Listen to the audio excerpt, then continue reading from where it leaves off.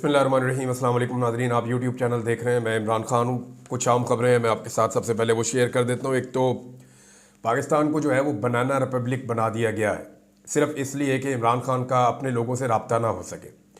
जब से पाकिस्तान तहरीक इंसाफ ने ये कॉल दी है कि वो फाइनल एहतजाज करने जा रहे हैं और इमरान खान साहब ने अब इस तरह का ऐलान किया है या उनकी पार्टी ने इस तरह का ऐलान किया है कि बहुत बड़ी तादाद में वो पाकिस्तानियों को लेकर एक ख़ास मौके पर, यानी उस वक्त जब प्रेशर बहुत ज़्यादा होगा, जब आलमी प्रेशर ज़्यादा होगा, जब लोकल पब्लिक का प्रेशर बहुत ज़्यादा होगा और जब चीज़ें तकरीबन इस हुकूमत के हाथ से, वो तो अभी निकल गई हैं क्योंकि अभी IMF ने नई शराइत रख दी हैं। IMF का वफ़द जब आया तो IMF ने मुलाकात की और उसमें जो अब लेटेस्ट चीज़ें सामने आ रही हैं, IMF का मुतालबा है और मुतालबा उनका ये है कि नए टैक्सेस लगाए जाएं।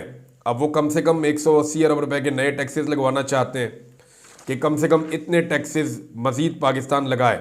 अब या तो टैक्सेस लगाए तो या फिर जो है वो अपने अखराजात कम करे। ये हुकूमत अखराजात तो कम कर नहीं पा रही। सिर्फ पंजाब की जो हुकूमत है उसका खसारा आपको पता है 150 अरब से ज़्यादा का है। तो ये पंजाब हुकूमत का खसारा इतना ज़्यादा है कि इतने का तो PIA नहीं बिक रहा हमारा, और ये एक दफ़ा का खसारा है इनका। अभी ये जब पूरे साल का खसारा आएगा तो वो भी आपके सामने आएगा डाटा, आप हैरान हो जाएंगे। खैबर पख्तूनख्वा की कारकर्दगी बहुत अच्छी है, लेकिन वैसी कारकर्दगी ये लोग कर नहीं पाएंगे क्योंकि देखें उनकी भी एक मजबूरी है। पंजाब हुकूमत है मुस्लिम लीग नून की, ज़बरदस्ती बनी हुई है, लेकिन है तो सही उनकी हुकूमत।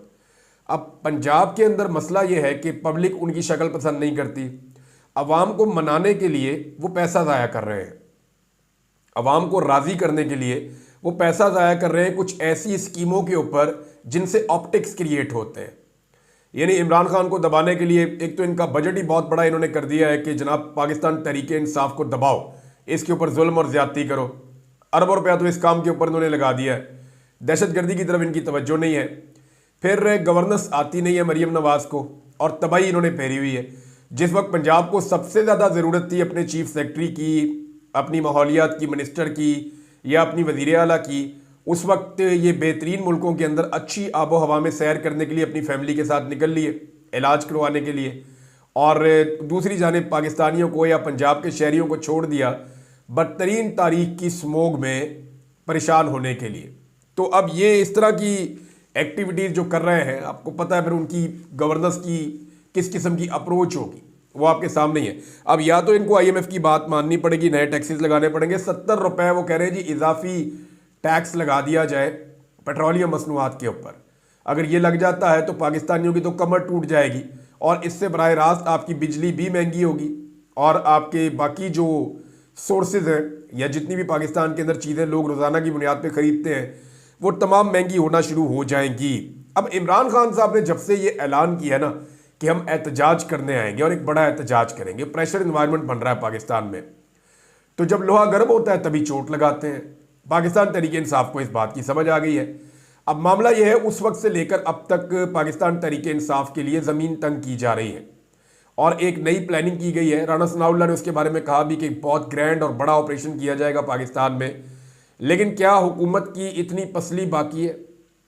आलमी सतह पर पाकिस्तान की जितनी बदनामी हो चुकी है, जो बाइडन के जाने की सूरत में पाकिस्तान को वो एक जो कुशन मिला हुआ है या एक सहूलत मिली हुई है कि जितना मर्जी जुल्म करें आपको कोई कुछ नहीं करेगा, वो भी आपके हाथ से निकल जाएगा। तो इमरान खान साहब ने बेहतर वक्त का तयन किया है। अनाउंसमेंट तो इसी महीने होगी, एहतजाज कब होगा ये एक बड़ा सवाल है। अब तीनों अपोजिशन लीडर जो है पाकिस्तान तहरीक इंसाफ के, चाहे वो पंजाब में बच्चर साहब हो तो उनको बच्चर साहब को जो है पंजाब से वो आए थे इमरान खान साहब से मुलाकात करने के लिए, उमर अयूब साहब कौमी असम्बली में, और इसके अलावा जो है वो एक हामिद रज़ा काज़मी साहब पाकिस्तान तहरीक इंसाफ के सीनियर रहनुमा हैं, और उनके अलावा जो है वो शिबली फराज जो सेनेट के अंदर अपोजिशन लीडर हैं। तो इन सारों को इकट्ठा ही गिरफ्तार कर लिया गया। ये अदालती अहकामात लेकर आए थे इमरान खान साहब से मिलने के लिए और ये बिफोर टाइम पहुंचे। इनकी 2 बजे मुलाकात थी तो उससे पहले पहुंच गए। अदालती अहकामात ऑर्डर इनके पास मौजूद था और जेल के अमले ने यकीन दहानी करवाई थी अदालत को कि ये जब भी आएंगे इनकी मुलाकात करवाने के लिए हम पाबंद हैं, हम मुलाकात करवाएंगे। हुकूमत ने एक दरख्वास्त और दी थी कि जनाब कुछ करें और करके जो है ये जो सियासी गुफ्तगू इमरान खान साहब कहते हैं ये बंद करवा दें। लेकिन इस दरखास्त को भी रद्द कर दिया था अदालत ने। और अब जब ये पहुंचे मुलाकात करने के लिए, तो जेल के अमले ने कहा जी आप वहां सामने जाके खड़े हो जाएं, हम आपकी मुलाकात करवाते हैं। तो ये सड़क क्रॉस करके दूसरी तरफ को दुकानें उकानें वहां पे जाके खड़े हो गए पाकिस्तान तहरीक इंसाफ की लीडरशिप। अब 1.5 घंटा इन्होंने इंतजार किया, पहले ये 6-6 घंटे भी करते रहे। 1.5 घंटा इंतजार किया और जाकर दोबारा जब उनसे पूछा कि जनाब आप मुलाकात क्यों नहीं करवा रहे हैं, हमारे पास अदालती ऑर्डर है, आपकी जेल इंतजामिया सुपरिटेंडेंट ये सारे जाकर वादा करके आए हैं, तो अचानक जनाब पंजाब पुलिस आती है, वो इनको गिरफ्तार करना शुरू कर देती है। पंजाब पुलिस ने इनको बाजुओं से पकड़ा, हाथों से पकड़ा और इनको हिरासत पे लेकर ले जाके वहां पे एक चौकी है उसमें बंद कर दिया। अब मामला ये है कि उमर अयूब साहब ने इसकी तफसीलात बताई। उन्होंने कहा जी हमने पुलिस से कहा कि जी आप गैर कानूनी काम कर रहे हैं, तो पुलिस ने कहा जी हमें पता है कि हम गलती पे हैं, मगर हम मजबूर हैं, ऊपर से ऑर्डर है। पुलिस बिल्कुल वैसे ही मजबूर है जैसे बिलावल मजबूर था आईनी तरमीम करवाने के लिए। उमर अयूब के बकौल उन्हें पाकिस्तानी इदारों और एजेंसियों की ईमा पर गिरफ्तार किया गया। उन्होंने नाम बताया, उन्होंने कहा जी Maryam Nawaz, Shahbaz Sharif IG Punjab, IG jail खाना जात, home minister Punjab, home secretary Punjab, jail superintendent, DPO और DIG, ये सारे जिम्मेदार हैं। और सबसे बड़ा जिम्मेदार स्टाफ कॉलेज में फेल होने वाला वो कर्नल है जो इंटेलिजेंस एजेंसी का है, और वो सबसे बड़ा जिम्मेदार है जिसकी यहाँ ड्यूटी लगी हुई है। ये जनाब उमर अयूब साहब ने कहा और उन्होंने बताया कि जी ये अदालती अहकामात की खिलाफ वर्जी है। वैसे अदालत के अहकामात को तो जूते की नोक के ऊपर इस वक्त पाकिस्तान का निज़ाम रख रहा है। एक छोटा सा कांस्टेबल भी है ना, वो भी अदालत का ऑर्डर आप जाके दें तो वो पाँव से ठुड्डा मारता है, जूते की नोक पे रखता है। सबको पता है कि अदालत की औकात क्या रह गई है। खासतौर पर ये जो अभी आईनी तरमीम हुई है, इसके बाद तो अदालत की औकात ही खत्म हो गई है। अब जस्टिस अमीनुद्दीन साहब ने फैसला किया कि 14 तारीख से आईनी बेंच केसेस सुनेगा। लेकिन मामला यह है कौन से केसेस सुनेगा? क्या आईनी तरमीम जो गैर आईनी तरीके से हुई है, जिसके ऊपर बहुत सारी पटिशन्स आ चुकी हैं, जिसके नतीजे में यह आईनी बेंच बना है, क्या यही बेंच उस आईनी तरमीम को भी सुनेगा? यानी एक बेंच के बारे में कहा जा रहा है कि यह बेंच नाजायज और गलत है और ये बना है एक मुतनाज़े आईनी तरमीम के नतीजे में। अब वो जो मुतनाज़े आईनी तरमीम है जिसके नतीजे में बेंच बना है, उस मुतनाज़े आईनी तरमीम का केस भी वही मुतनाज़े बेंच सुनेगा। तो क्या ये इंसाफ है? क्या ये रूल ऑफ लॉ है? क्या ये मफादात का टकराव नहीं है जिसे आप कन्फ्लिक्ट ऑफ इंटरेस्ट कहते हैं? तो एक्चुअली ये है। बहरहाल इमरान खान साहब से मिलवाया नहीं जा रहा इमरान खान साहब की पार्टी की क़यादत को, और ये किया जाता है इसलिए ताकि इमरान खान पे दबाव डले। लेकिन जब आदमी जेल में होता है ना और से खबर आती है कि मुझे जो लोग मिलने आ रहे थे वो बाहर गिरफ्तार कर लिए गए हैं, तो इम्पैक्ट बड़ा खौफनाक होता है। जो लोग जेल में रहे उनको आइडिया है कि बाहर से आने वाली खबर कितना इम्पैक्ट डालती है, और ये जो लोग कर रहे हैं हरकतें उनको भी आइडिया है कि इमरान खान के ऊपर दबाव डालना है, इमरान खान को तोड़ना है। तो कैदी नंबर 804 टूट नहीं रहा। आम आदमी होता तो टूट जाता।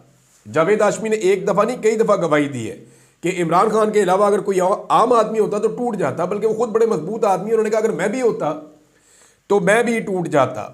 अब इमरान खान के मामले में पाकिस्तानी रियासत जो है ना वो अजीबोगरीब काम कर रही है। मिसाल के तौर पे अब इमरान खान साहब इस वक्त सिर्फ जुडिशल कस्टडी में, जेल में, वो किसी जुर्म में अंदर नहीं है, जुडिशल कस्टडी कि जनाब इनकी तफ्तीश चल रही है। अब यहां पे तोशाखाना 2 का केस है जिसकी जुडिशल कस्टडी में इमरान खान साहब है, उसकी जमानत लगे हुए कई महीने हो गए। हालांकि कोई भी मुलजिम होता तो जमानत का फैसला 1-1.5 हफ्ते में हो जाता है, लेकिन कई महीने हो गए हैं इमरान खान साहब की जमानत के ऊपर अभी तक फैसला नहीं हो पा रहा। जजेस ऐसा लगता है एक दूसरे पे डाल रहे हैं और कोई भी इमरान खान का बोझ उठाने को तैयार नहीं है। यानी तोशाखाना 2 केस इमरान खान साहब की जमानत नहीं हो सकी। FIA के special prosecutor Islamabad high court में पहुंचे ही नहीं, मामला 20 नवंबर पर चला गया। यानी अब ये जमानत वाला मामला जो है 20 नवंबर पे गया। दूसरा जो है यही केस तोशाखाना 2 केस, इमरान खान साहब की बरीयत का फैसला आज होना था और वो भी अदालत ने हुक्म दिया हुआ था, लेकिन जो जज शाहरुख अर्जुमन है वो पहुंचे ही नहीं जेल के अंदर फैसला सुनाने के लिए। अब आप अंदाजा कीजिए कि जजेस एक दूसरे पे डाल रहे हैं कि भाई आप कर लें, आप कर लें, मैं नहीं बोझ उठा सकता इमरान खान साहब का। इतना दबाव है एस्टेब्लिशमेंट का कि इमरान खान साहब को अभी नहीं छोड़ना। और दबाव का अंदाजा आप यहां से भी लगा लें कि इमरान खान साहब को जो लोग मिलने जाते हैं उन्हें भी मुलाकात से रोकने के लिए किस किस्म के हथकंडे अपनाए जा रहे हैं। सलमान अकरम राजा साहब ने एक वार्निंग टाइप की चीज़ जारी की है। वो ये कह रहे हैं, एस्टेब्लिशमेंट को उनका पैगाम है, वो ये कहते हैं कि हम उन्हें कहते हैं कि अपनी आईनी हुदूद में रहो, रियासत में गालिब होना छोड़ दो, अदलिया को मगलूब ना करो, वोट चोरी करना छोड़ दो, मुआशरे में झूठ फैलाना छोड़ दो। अगर मानते हैं तो ठीक है, बसूरत दीगर ये सारे कह रहे हैं कि सड़कों के ऊपर फैसला होगा, एहतजाज किया जाएगा। मुस्तफा नवाज खोखर ने भी मिलता जुलता स्टेटमेंट दिया है एस्टेब्लिशमेंट के हवाले से, और उन्होंने जो बात की है उनकी बात में एक नुक्ता नज़र से काफ़ी वजन है। उन्होंने कहा कि एस्टेब्लिशमेंट के बस की बात नहीं रही कि अब वो 25 करोड़ अवाम के इस मुल्क को चला सकें। रियासत को अपना तशख़्ख़ुस सिक्योरिटी स्टेट से बदलना पड़ेगा। अफगानिस्तान में जंग खत्म हो चुकी है, मुफ्त के डॉलर्स आना बंद हो चुके हैं। ऐसी बात फवाद चौधरी साहब ने भी की है कि जनाब अब रियासत को, एस्टेब्लिशमेंट को सोचना पड़ेगा कि वो सारे लोगों को कंट्रोल नहीं कर सकते। ये मुमकिन नहीं है कि आप हर बंदे के पीछे एक बंदूक लगा दें, ऐसा हो नहीं सकता। ये धक्केशाही के साथ मुल्क चलेगा नहीं, आपको मुल्क को सीधे तरीके से और सही तरीके से चलाना पड़ेगा। एक नाज़रीन बहुत बड़ी खबर है, और वो खबर है अमेरिका से रिलेटेड। अमेरिका ने जो 2 लोग लगाए हैं, कौमी सलामती के मुशीर और वजीर खारजा, इन 2 ओहदों के लिए जिन लोगों को चुना है उनको लेकर मौजूदा हुकूमत बहुत परेशान है। और सिर्फ मौजूदा हुकूमत परेशान नहीं है, और भी बहुत सारी चीज़ें हैं। मैं इन दोनों लोगों के बारे में तफसीलात इकट्ठी करके अगले वीलॉग में आपको बताऊंगा, क्योंकि जुल्मे खलीलदाद ने भी एक आर्टिकल शेयर किया है और सब ये कह रहे हैं कि डोनाल्ड ट्रंप के सदर बनने से पहले पहले पाकिस्तान के अंदर जो रजीम इस वक्त मौजूद है वो अपनी जुल्म और ज़्यादतियाँ और नाइंसाफ़ियाँ बंद कर दे, इमरान खान साहब को और सियासी कैदियों को छोड़ दे, वरना जो बाइडन के जाने के बाद इनके लिए सूरत हाल मुश्किल हो जाएगी। अब ये उनका एनालिसिस है गोरों का, तो उनका जो एनालिसिस है वो मैं आप तक पहुंचा दूंगा। और ये 2 लोग कौन हैं और ये कैसे प्रॉब्लम क्रिएट कर सकते हैं, क्योंकि इनमें से एक के बारे में तो बड़ा क्लियर है कि वो फौज का बड़ा दुश्मन है। वो ये कहता है कि डिक्टेटरशिप नहीं होनी चाहिए, और उसके क्या अफकार हैं। अब सारी चीज़ें एक आदमी में अच्छी नहीं हो सकती, अलग सोच के लोग हैं, लेकिन पाकिस्तान पे इम्पैक्ट क्या आने वाला है इसके ऊपर एक वीलॉग करेंगे, थोड़ी देर के बाद मैं आपको बताऊंगा। लेकिन जो जरताज गुल वजीर साहबा हैं और शेख वक्कास अकरम साहब हैं, ये दोनों सोशल मीडिया के हक में बोल पड़े हैं। इन दोनों ने क्या कहा मैं आपको बता दूं। शेर अफजल मरवत साहब ने यह कहा था कि इस सोशल मीडिया के लोगों की वजह से पाकिस्तान तहरीक इंसाफ को सजा मिलती है। मेरे ख्याल में वो भी क्लैरिफिकेशन देंगे कि उन्होंने किन लोगों के बारे में कहा। सारे सोशल मीडिया को आप टारगेट नहीं कर सकते। गाली देना बुरी बात है, लेकिन ये कहना कि इद्दत का केस गाली की वजह से बना है, नहीं, ये नहीं। इद्दत का केस बेशर्मी, बेगैरती और ढिठाई की वजह से बना है। इद्दत का केस इसलिए बनाया गया ताकि इमरान खान साहब को इलेक्शन में डैमेज किया जा सके। ये जितना जुल्म और ज्यादती पाकिस्तान में हुई है, ये किसी चीज़ का रद्द अमल नहीं है। ये किसी चीज़ का रद्द अमल नहीं है, किसी जुल्म और ज्यादती का रद्द अमल नहीं है। इस तरह तो कल आप कहेंगे कि 9 मई के रद्द अमल में ये सारा कुछ हुआ जो कुछ भी पाकिस्तान में हुआ। ये 9 मई से पहले फिर कौन मार कुटाई कर रहा था? 9 मई से पहले क्यों लोगों को गिरफ्तार किया जा रहा था? 9 मई से पहले जुल्म और ज्यादती क्यों हो रही थी? ये सब कुछ भी आपको सोचना पड़ेगा ना। अरशद शरीफ जो है वो पाकिस्तान से कब गए थे? 9 मई से पहले गए थे। तो 9 मई के बारे में तो इमरान खान साहब खुद कहते हैं कि हमें टारगेट किया गया है, और एक फॉल्स फ्लैग ऑपरेशन वो इसको करार देते हैं जब तक कि कोई जुडिशियल इंक्वायरी इसके ऊपर नहीं होती और फुटेज सामने नहीं आ जाती। बहरहाल जरताज गुल वजीर साहब कह रही हैं कि सोशल मीडिया ने हमें 8 फरवरी का इलेक्शन जितवाने में बड़ा किरदार अदा किया। लोगों तक हमारे इंतखाबी निशान सोशल मीडिया ने पहुंचाए। आज पार्लियामेंट में हम इमरान खान और सोशल मीडिया की वजह से हैं, वरना हम तो अपने हलकों में भी नहीं जा सकते थे, हमें हिरासत में लिया जाता था। लेकिन ये वो खातून कह रही हैं जो वाकई अपने हलके में गई थी अपनी जान खतरे में डाल के। मैं बहुत सारे पाकिस्तान तहरीक इंसाफ के तुर्रम खान लोगों को जानता हूँ जो अपने हलके में बाहर निकलते हुए डरते थे। पब्लिक उन्हें कॉल्स करती थी कि खुफिया डेरे पे आ जाए, मुलाकात कर लें, मिलते ही नहीं थे किसी को। बस हर एक को टेलीफोन के ऊपर कहते थे कि जनाब आप हमें वोट डलवा दें, आप मेहरबानी करें, हमारा ये इंतखाबी निशान है, आप इमरान खान के नाम पे हमें वोट डलवा दें। ज़्यादातर लोग ऐसे करते थे। लेकिन ये जरताज गुल वजीर को मैंने खुद देखा, इन्होंने अपनी जान जोखिम में डाल के अपने हलके में ना सिर्फ गई बल्कि खतरात के बावजूद वहाँ पे इलेक्शन लड़ा।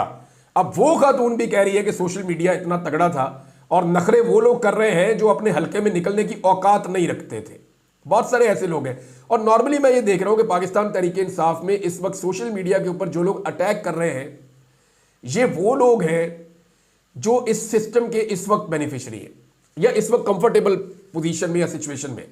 यानी जिन लोगों का इस वक्त दाव लगा हुआ है ना, या जो लोग इस वक्त ज़रा खुश हैं, खुशहाल हैं, और उन्हें कोई ज़्यादा प्रॉब्लम नहीं आ रही, अच्छा नाम बन गया है, अच्छी नौकरी मिल गई है, अच्छा काम चल रहा है, इस स्टेटस में वो हैप्पी हैं, उनकी फैमिली खुश है, वो लोग सोशल मीडिया के ऊपर अटैक कर रहे हैं। हालांकि जितनी कुर्बानी पाकिस्तान तहरीक इंसाफ के लिए सोशल मीडिया ने दी है, उतनी कुर्बानी मेरा ख्याल नहीं है कि किसी और ने इस वक्त पाकिस्तान में दी है। शहबाज शरीफ साहब के साथ नादरीन एक के बाद एक ज्यादती हो रही है। वो जब भी बेचारे ट्वीट करते हैं वीपीएन लगा के, मियाँ साहब छुप छुप के बेचारे वीपीएन लगा के ट्वीट करते हैं। वो जैसे ही ट्वीट करते हैं उनको कम्युनिटी नोट लग जाता है। उन्होंने पहले ट्रंप को मुबारकबाद दी, लोगों ने ऐसी तैसी फेर दी, उनको कम्युनिटी नोट लग गया। कम्युनिटी नोट बहुत बड़ी बेइज्जती है, बंदे की इज्जत नहीं रहती सोशल मीडिया के इस प्लेटफॉर्म के ऊपर। तो शहबाज शरीफ साहब को यानी लग जाए ना कम्युनिटी नोट, कोई बात नहीं, किसी को 10 ट्वीट किए एक पे लग जाए, 20 ट्वीट किए चलो एक पे लग जाए, 5 ट्वीट किए चलो एक पे लग जाए।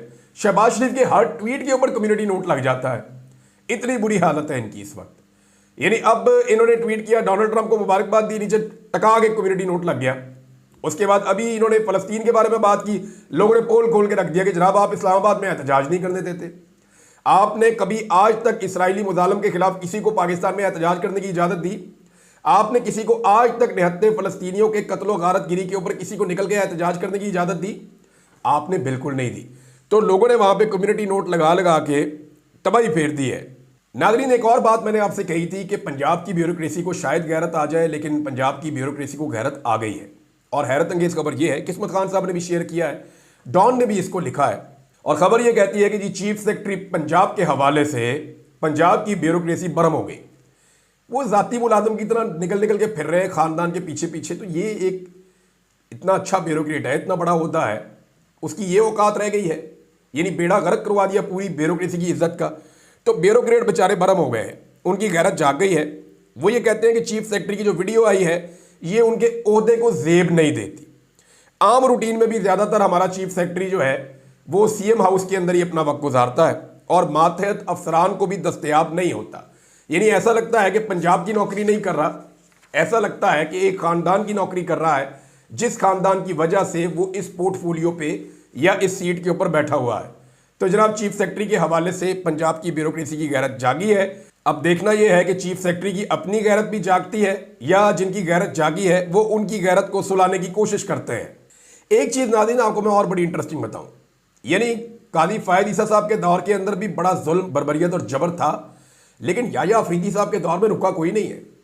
ये जो आज 3 अपोजिशन लीडर्स गिरफ्तार किए गए हैं ना, इनमें से 2 ऐसे हैं, शिबली फराज और उमर अयूब, जो जुडिशल कमीशन के मेंबर भी हैं, और इनको हिरासत में लिया गया और इनको रुस्वा किया गया और इनकी इमरान खान साहब से मुलाकात भी रोकी गई। अब क्या इसके ऊपर जस्टिस याया अफरीदी ने कुछ किया? कुछ नहीं किया। जस्टिस याया अफरीदी के हवाले से जितने भी हमारे कोर्ट रिपोर्टर्स हैं वो ये कह रहे हैं कि आप आने वाले दिनों में बहुत हैरान हो जाएंगे कि वो बहुत कमजोरी दिखा रहे हैं और उनकी जो हैसियत है वो अब एक बहुत सतही किस्म की रह गई है, सिंबॉलिक किस्म की एक वैल्यू रह गई है।